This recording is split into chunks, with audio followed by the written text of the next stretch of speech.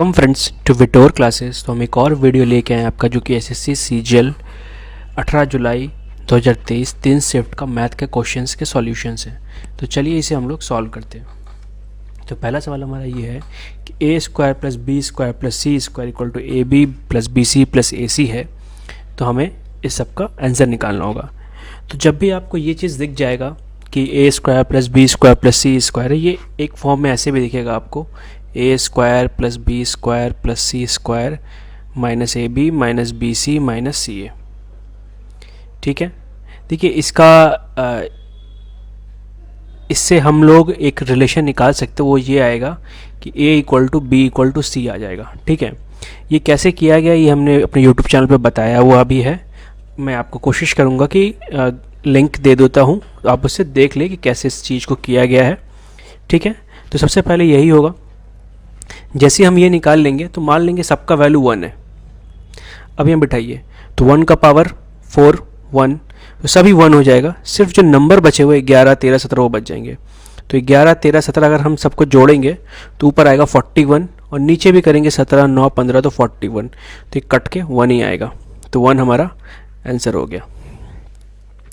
अगला क्वेश्चन ये है कि देखिए, मैं जहाँ पे इंग्लिश में ज़रूरत होगा मैं उसे बोल दूंगा इंग्लिश में। प्लीज़ जो इंग्लिश देखने वाले हैं वो भी इस वीडियो को आराम से देख सकते हैं। तो जैसे कि दिया हुआ एक ट्राइंगल है जिसमें ए बी और ए सी पे like d and e are the sides on a b and a c respectively, ऐसे हम लोग बोल सकते हैं इंग्लिश में।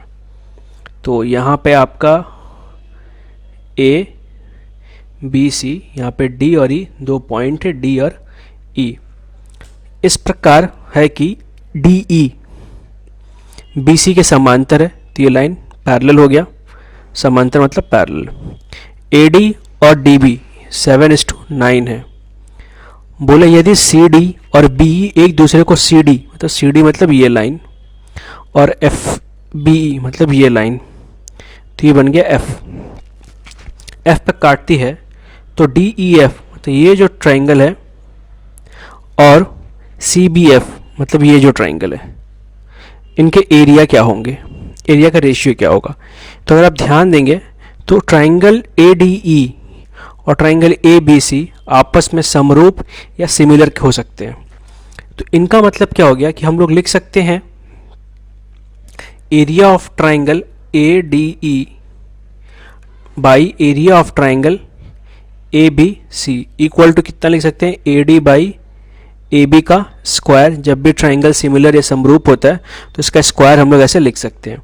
इसके इक्वल टू हम लिख सकते हैं डी बाई बी सी का भी स्क्वायर भी लिख सकते हैं। ठीक है, हमें चाहिए एक्चुअली यही। तो हमारे पास ए बी कितना है 7 है, सॉरी ए डी कितना है 7 है और ए बी कितना है 7 9 16, तो 7 बाई 16 का स्क्वायर हो गया ये, तो 49 बाई 256 हो गया।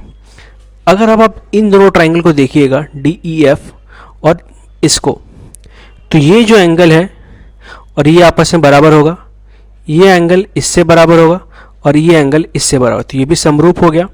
तो इन दोनों का एरिया क्या होगा, डी बाई बी सी का स्क्वायर, जो कि डी बाई बी सी का स्क्वायर कितने 49 बाई 256। अगला क्वेश्चन, ए और बी समान रूप से दक्ष है और प्रत्येक व्यक्तिगत रूप से 30 दिनों में एक काम को पूरा कर सकते हैं। यदि किसी ने छुट्टी नहीं ली, ए और बी ने इस कार्य पर एक साथ कार्य करना शुरू किया, लेकिन ए ने हर 4 दिन के बाद 1 दिन की छुट्टी ली, जबकि बी ने हर 5 दिन के कार्य के बाद 1 दिन की छुट्टी ली। यदि दोनों 1 अगस्त 2022 को कार्य शुरू किया था तो कार्य किस तारीख को पूरा खत्म होगा। तो इस क्वेश्चन को बनाने से पहले थोड़ा सा कॉन्सेप्ट से हम लोग समझेंगे तो ज़्यादा बेटर है। ठीक है, तो सबसे पहला बात क्या है कि दोनों बराबर काम करते हैं। ए कब छुट्टी ले रहा है, हर 4 दिन के बाद, और बी कब छुट्टी ले रहा है, हर 5 दिन के बाद। ठीक है, तो हम क्या करेंगे, ए और बी ऐसे लिख लेते हैं पहले। ठीक है, ये भी 30 दिन में काम ख़त्म करता है, ये भी 30 दिन में, तो मान लेते टोटल काम भी 30 ही है। ठीक है, ये हो गया।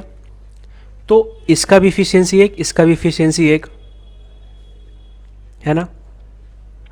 तो सबसे पहले दिन देखिए, अगर आप ध्यान से देखिएगा तो 4 दिन तो लगातार दोनों काम करते ही हैं। तो पहला 4 दिन में 8 काम हो गया, तो ये 4 दिन खत्म हो गए। 5वां दिन में कौन काम करता है? बी अकेले, एक और काम हो गया। फिर बी छुट्टी लेता है 6ठा दिन में, ये 5वां दिन हो गया। ए काम करते हैं, एक और काम करते हैं, तो कितने काम हो गए? 10 काम हो गए। ठीक है। अब देखिए ये 10 काम हर बार रिपीट होगा आपका। पहला चौथा दिन में 8, फिर एक, फिर एक, तो 10 10 10 ऐसे 20 काम हो गए, ऐसे 30 काम हो गए। तो 18 दिन में ये काम आपका खत्म हो जाएगा। तो अगर 1 तारीख से चालू कर रहे हैं काम, तो 18 अगस्त को मेरा काम खत्म हो जाएगा। 19 मत कर दीजिए, क्योंकि एक को जोड़ना है हम लोगों को। अगला क्वेश्चन, त्रिज्या 6 इकाई और ऊंचाई 8 इकाई वाले एक शंक्वाकार तंबू कैनवस द्वारा बनाया गया, मतलब एक कोन बनाया गया है जिसका रेडियस 6 है और हाइट 8 है। जो कपड़ा का यूज़ होगा, कैनवस का यूज़ होगा, कितना पड़ेगा? तो इसमें सिंपल हम लोग इसका कर्व सरफेस एरिया निकाल लेंगे, तुम्हारा काम हो जाएगा। कर्व सरफेस एरिया किसी भी कोन या शंकु का होता है पाई आर एल। तो अगर ये शंकु है मेरे पास, ठीक है, ये कुछ ऐसे डायग्राम बनता है नीचे भी, तो हमें ये निकालना है, हमें ये और ये दे दिया गया है। तो ये आपका पाइथागोरस से निकलेगा l square equal to h square plus r square. ठीक है, तो ये 6 8 आपका एल आ जाएगा 10। ठीक है, ये सॉल्व करिएगा, आपका एल 10 आ जाएगा। 6 8 10 का ट्रायड भी होता है। अब वैल्यू बैठाइए। पाई का वैल्यू है 3.14, आर हमारा दिया गया है 6 और एल दिया गया है 10। बस इसको गुना करेंगे तो आगे 188.57। ठीक है। अगला question, the smallest number added to 888 so that it is exactly divisible by 35। बोले एक ऐसा नंबर जोड़िए 888 से जो कि एग्जैक्टली वो इससे डिविजिबल है। तो सबसे पहला बात ये है कि आप देखिए इसमें जो 35 से कौन सा नंबर डिविजिबल होगा, जो 5 से भी कटे और 7 से भी कटे। ठीक है, तो हम सिर्फ 5 का ही चेक करते हैं।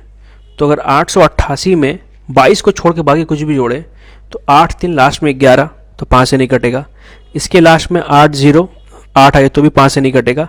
8 1 9 तब भी नहीं कटेगा। सिर्फ 8 और 2 10 लास्ट में 0 आते हैं तो वो कटेगा। तो इसलिए 22 हमारा आंसर है।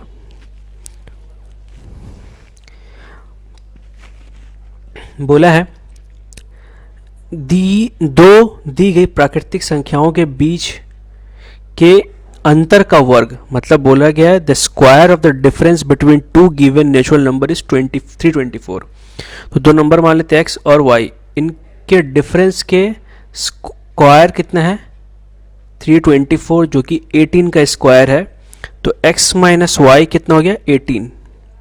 जबकि इन दो दी गई संख्याओं का गुणनफल 144 है।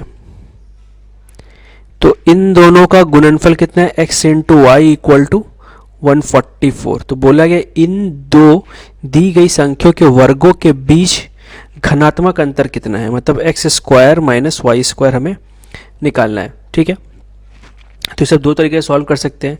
इसका फॉर्मूला लिख लीजिए x plus Y X minus Y, और एक फॉर्मूला हम लोग जानते हैं कि x प्लस वाई का whole square minus X minus Y का whole square equal to 4xy होता है। तो आप इसका वैल्यू आपको पता है, इसका वैल्यू आपको पता है, यहाँ बैठा के आप इसको सॉल्व करके आप इसको निकाल सकते हैं। ठीक है, दूसरा तरीका आप एक कर सकते हैं कि आपको एक दो नंबर ऐसा देखे जिससे कि घटा के 8 आ जाए और गुना करके 144 आ जाए। तो ऐसे दो नंबर 24 और 6 है। ठीक है, तो क्या करिएगा, जो गुना में उसको अलग अलग से तोड़ लीजिए। 2 आएगा 72, 2 से 36, 2 से 18, 2 से 9, 3 से 3, तो 9 2 18 हो गया। ऐसे हो सकता है 3 6, देखिए ये 3 2 6 12 24, तो ये आपका 24 आ गया और यहाँ से आपका 6 आ गया 8। ठीक है, अगर आपके ऐसे बन जा रहा है तो आप तुरंत ऐसे ही कर लीजिए, और नहीं बन रहा है तो फिर से आप नॉर्मल तरीके में आइए और आप सॉल्व करिए। तो आपका आंसर आएगा 4540। अगला क्वेश्चन, ए अकेले किसी कार्य को 15 दिन में पूरा कर सकता है, ए केवल पहले 2 दिन और अंतिम 2 दिन कार्य करता है और शेष कार्य बी द्वारा किया जाता है और कार्य 20 दिनों में पूरा हो जाता है। ठीक है, तो सबसे पहले हम लोग मान लेते हैं कि ए अकेले 15 दिन में और बी द्वारा किया जाता है कार्य 20 दिनों में पूरा हो जाता है। ठीक है, तो सबसे पहले एक नंबर मान लेते हैं, जैसे कि 2 जगह दिन दिए हुए हैं तो एक ऐसा नंबर मानते हैं जो कि 15 और 20 दोनों से कटता हो। तो टोटल काम हमारा हम मान लेते हैं 60। ठीक है, तो ए का एफिशिएंसी कितना हो जाएगा, 60 काम 15 दिन में ख़त्म करता है, मतलब 4 एफिशिएंसी हो गया। ठीक है, अब ए कितने दिन काम करता है, पहले के 2 दिन बाद के 2 दिन, तो 4 दिन करता होगा। तो टोटल काम कितना करता होगा ये, 4 × 4 मतलब 16 काम। तो 60 में से 16 काम उसने कर दिए, तो बचा कितना, 60 में से 16 घटा देंगे तो 44। अब 44 काम को बी कितने दिन में करता है, 16 दिन में। 16 दिन कैसे आ गया, क्योंकि टोटल काम 20 दिन में ख़त्म होता है, तो 4 दिन ए कर दिया, 16 दिन किया, तो बी का एफिशिएंसी कितना हो जाएगा, 44 काम को करता है 16 दिन में। तो ये उसका एफिशिएंसी हो गया। इसे काटेंगे तो 11, ये 4, तो 11/4 उसका एफिशिएंसी है। ठीक है, तो टोटल एफिशिएंसी कितना होगा, ए का एफिशिएंसी 11/4 और सॉरी ए का एफिशिएंसी सिर्फ 4 है और बी का एफिशिएंसी 11/4, तो दोनों का एफिशिएंसी कितना हो गया, 4 + 11/4। तो ये सॉल्व करेंगे 27/4। ठीक है, अब इतना काम हर दिन होगा अगर दोनों संग में करेंगे तो टोटल काम 60 है, तो 60/27/4, तो 4 ऊपर चला जाएगा। अब यहाँ से इसको काटना है हमें और सॉल्व करना है, तो इसे 3 से काटेंगे 20 बार में, कटेगा 9 बार में, तो ये 80/9। ठीक है, तो इस तरीके से इसको हम लोग सॉल्व कर सकते हैं। अगला क्वेश्चन ये आप खुद कर लीजिएगा। ये क्वेश्चन देखिए, इसमें क्या है, जब भी आपको ऐसे दिया रहेगा साइन बराबर कॉस, तो ये तभी पॉसिबल हो सकता है जब दोनों के पास जो एंगल है अगर उसको जोड़ के आपका 90 आ जाए तो जैसे ये नंबर हो गया और ये नंबर, दोनों को जोड़ेंगे तो आपका 90 आ जाए। तो 5x - 25, 5y + 25, इसको जोड़ेंगे तो 90 आ जाती है। दोनों कट गया आपस में। देखिए दोनों से 5 कॉमन ले सकते हैं, तो 5 कॉमन ले लेंगे तो x + y = 90। तो x + y आपका आ जाएगा 90/5 और ये 18। ठीक है, तो ये आपसे पूछा गया था। अभी इतना सोचिएगा मत कि x + y पूछा है तो क्या करेंगे, आपको जो पता है इस क्वेश्चन में होता है, आप उस प्रोसेस को सिर्फ आगे बढ़िए, आपको ऑटोमेटिकली आंसर्स मिलना चालू हो जाएंगे। ठीक है, अगला क्वेश्चन बोला ए और बी एक कार्य को 10 दिन में समाप्त करता है, बी और सी 12 दिन में, सी और ए 6 दिन में समाप्त करता है। ए अकेले कितने दिन में कार्य को समाप्त कर सकता है।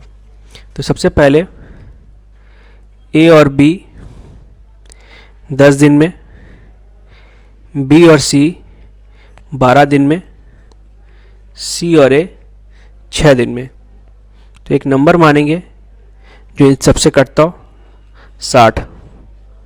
ठीक है, तो इसका एफिशिएंसी 6, इसका एफिशिएंसी 5, इसका एफिशिएंसी 10। अगर इधर जोड़ेंगे तो 2 बार बी आएगा, 2 बार ए, 2 बार सी, तो इसे लिख सकते हैं 2a + b + c = 6 × 5 = 11, 21। ठीक है, तो a + b + c का एफिशिएंसी कितना हो गया, 21/2। अब यहाँ से हमें निकालना है a कितना में कहाँ था, तो b + c का एफिशिएंसी कितना है, 5। तो यहाँ अगर 5 बिठा देंगे तो a निकल जाएगा, तो a आ जाएगा आपका 21/2 - 5, ये आएगा कि 11/2। ठीक है, अब 11/2 आपका एफिशिएंसी आ गया। टोटल काम कितना है आपका, 60। तो 60 काम को अगर हर दिन 11/2 काम से करेंगे तो 11/2, 2 ऊपर, तो 120/11। ठीक है, अगला क्वेश्चन बोला है राघव के अनुसार उसका भार 64 से 74 किलोग्राम के बीच है। तो मान लेते हैं राघव के हिसाब से उसका जो उम्र है, वजन है 64 से 74 के बीच में। तो इसके जो 65, 66 सब नंबर हो सकते हैं। उसकी जो बहन है, मतलब सिस्टर जो है, उसके सहमत नहीं, बोलती तुम्हारा वजन जो होगा 60 से अधिक है पर 69 से कम है। तो अगर अभी एक चीज़, 60 से अधिक है, 69 से कम है, इसके बीच में होगा। तो हमें बस कॉमन ढूंढने जाना और कुछ नहीं करना है। तो यहाँ से हमें ये पता चल गया कि यहाँ पे 61, 62, 63 नहीं हो सकता, और यहाँ से पता चल गया कि ये 70 से लेकर 74 नहीं हो सकता। तो कितना कितना इसका वेट हो सकता है? 60 ज़्यादा, तो देखिए 65 हो सकता है, और यहाँ से 60, इसकी बहन क्या बोली है, 69 से कम। तो 65 से 66, 67, 68, ये 4 वेट आपका हो सकता है। उसकी माता का मानना है कि उसका 68 से ज़्यादा नहीं हो सकता, और उसके पिता का मानना है 67 से ज़्यादा नहीं हो सकता। तो माता का मानना है 68 से ज़्यादा नहीं हो सकता, 68 और 67 से ज़्यादा नहीं हो सकता, पापा बोल रहे हैं। तो 68 खत्म हो गया, बचा सिर्फ ये तीनों। तो बस इन तीनों को जोड़ेंगे, इसका औसत निकालने बोला है, तो बटा 3 कर देंगे। बस इसको सॉल्व करेंगे तो आपका 66 ही आएगा। ठीक है। अगला सवाल बोला, एक सीलिंग फैन की अंकित मूल्य 4,200 रुपये, दुकानदार इस पर 5% की छूट देता है। यदि उसे 14% यदि उसका लाभ 14% है तो पंखे की क्रय मूल्य ज्ञात करें।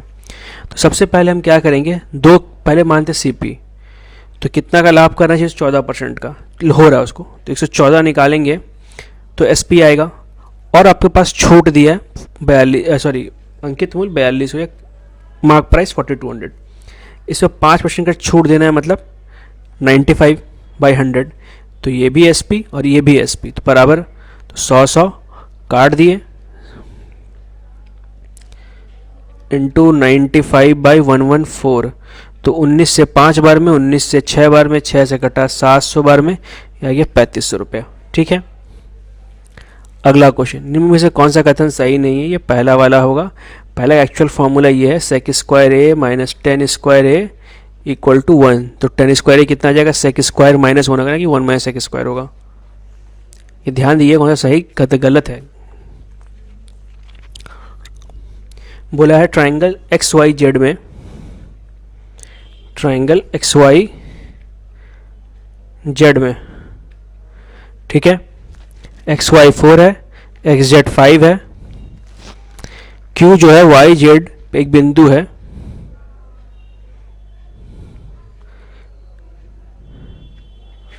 XY इसका बाइसेक्टर। तो जब भी ऐसा होता है तो इन दोनों का जो रेशियो होता है हमेशा इसके रेशियो के बराबर होता है। अगर ये 4:5 है तो ये भी 4/5 ही आएगा। तो D नंबर आंसर है। ठीक है।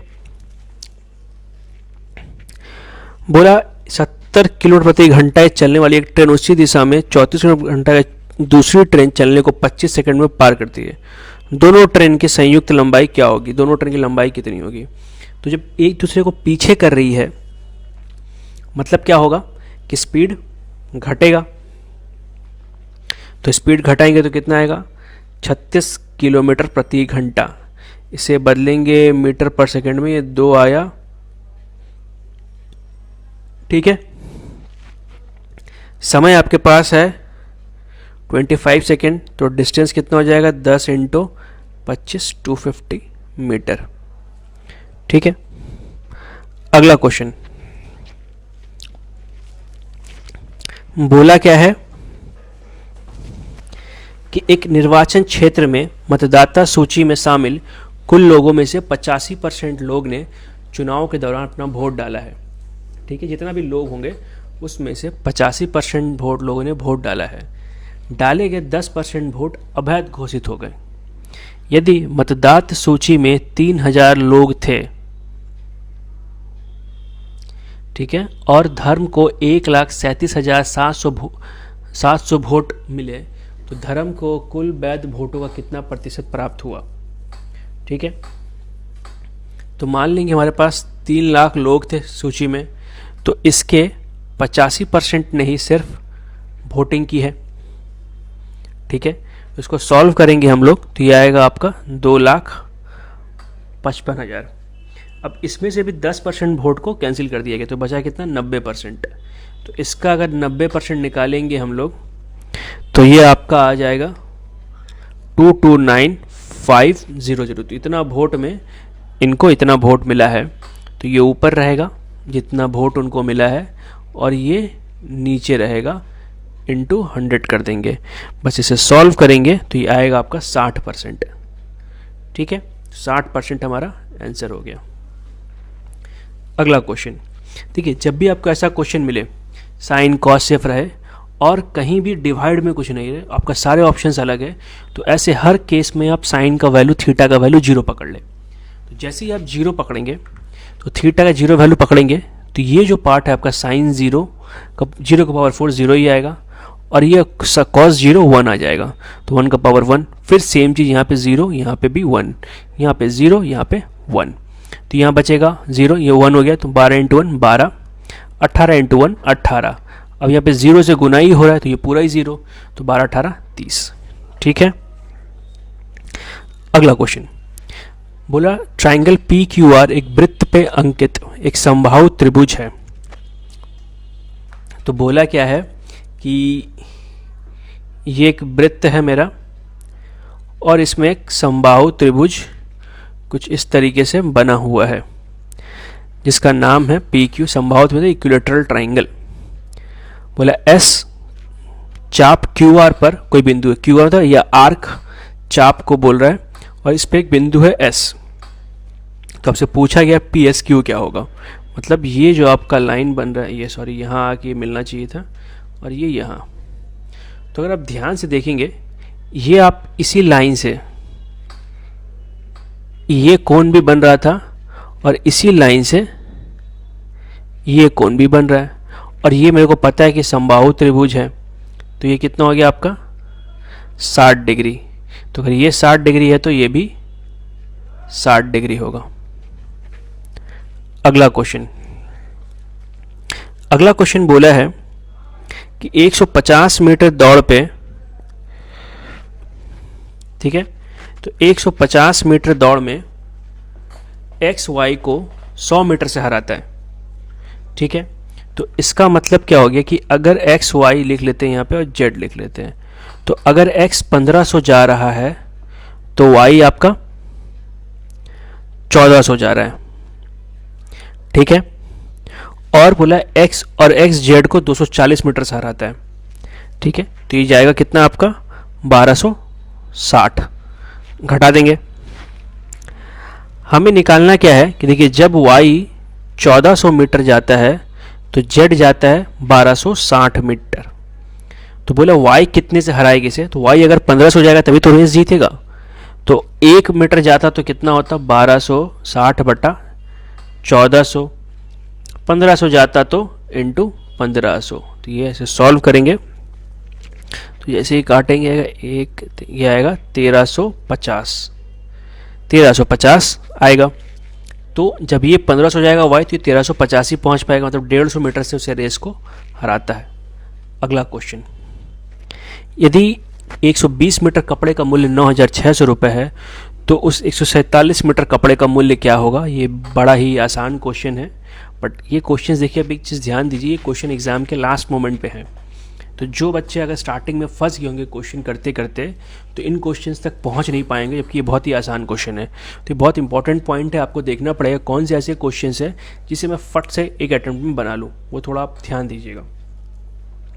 तो 120 का 9600 है, तो 1 मीटर कपड़ा कितना होगा 9600 बाई 120, और 147 यहाँ बिठा देंगे।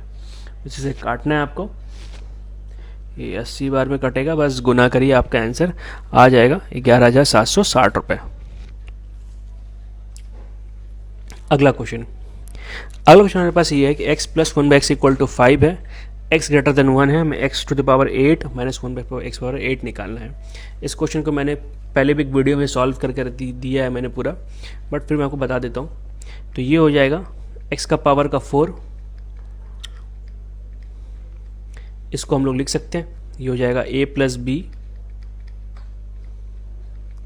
और a माइनस बी में फिर से आएगा x का पावर 4, तो x का पावर का 4 को मिल सकते हैं x स्क्वायर का स्क्वायर और फिर से x का स्क्वायर। तो ये ऐसे ही रहेगा 4 प्लस वाला, इसको हम लोग फिर से लिख सकते हैं a प्लस बी और a माइनस बी। फिर से ये हो गया, जो नॉर्मल प्लस वाला छोड़ देते हैं, ये आ गया x 1 plus x, x 1 minus x. तो हमारे पास x प्लस 1 x का वैल्यू है, अगर इसे हम बोथ साइड स्क्वायर कर देंगे इस नंबर को, तो आएगा x square plus 1/x² plus 2 × x equal to 25, तो x कट गया, तो x² plus 1/x equal to 23, तो ये हो गया आपका 23। और फिर से इसे अगर स्क्वायर करेंगे हम लोग तो 5 to 9 का स्क्वायर माइनस 2 करेंगे तो 5 to 7, तो ये आपका 5 to 7 आ जाएगा। आपको ये चाहिए तो आप सिंपली कुछ नहीं कर सकते, ये करिए x माइनस एक्स का होल स्क्वायर का फॉर्मूला क्या होता है, a² plus b² minus 2ab, तो x प्लस कितना आया था आपका 23 माइनस 2, तो ये आ गया 21, तो x माइनस x कितना आ गया √21, तो ये आपका √21 बस मल्टीप्लाई करिए, आपका आंसर आ जाएगा जो कि फर्स्ट वाला है। अगला क्वेश्चन, कितने वर्षों में 9,500 रुपये की राशि 8% वर्षीय साधारण ब्याज की दर से 11,780 रुपये हो जाएगी। तो सबसे पहले ब्याज निकालेंगे, तो ब्याज इन दोनों को घटाएंगे, 11,780 लेके 9,500, तो ये आपका आएगा 2280। साधारण ब्याज का फॉर्मूला क्या होता है, P × T × R, तो P हमारा इतना है, T हमें निकालना है, R हमारा 8 है बाई 100। प्लीज़ इसे सॉल्व करके आंसर कमेंट करें। अगला क्वेश्चन, एक घड़ी को 2,000 रुपये में बेचने पर एक दुकानदार को 20% की हानि होती, इसे 3,000 रुपये में बेचने पर से कितना लाभ होगा। तो मान लीजिए जो भी उसका CP होगा पहले, तो 20% का नुकसान किया तो बचा कितना 80%, इस पे वो 2,000 में काम कर लिया, तो यहाँ CP निकालेंगे इंटू 100/80, तो 20 से काटे 5 बार में, ये 4 बार में, 4 से कटाइए 500 बार में, तो 2,500। कितना में बेचा वो 3,000 में, ठीक है, तो कितने का फ़ायदा हुआ 500, क्रयमूल्य कितना है 2500 इंटू 100, तो 5 20%, तो 20% का लाभ हुआ।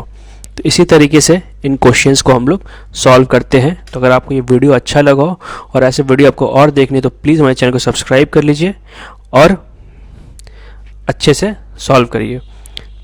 तो प्रैक्टिस जितना ज़्यादा करिएगा उतना आपके लिए बेटर रहेगा। सो देखने के लिए thank you and all the best for your exams friends. Thank you for watching.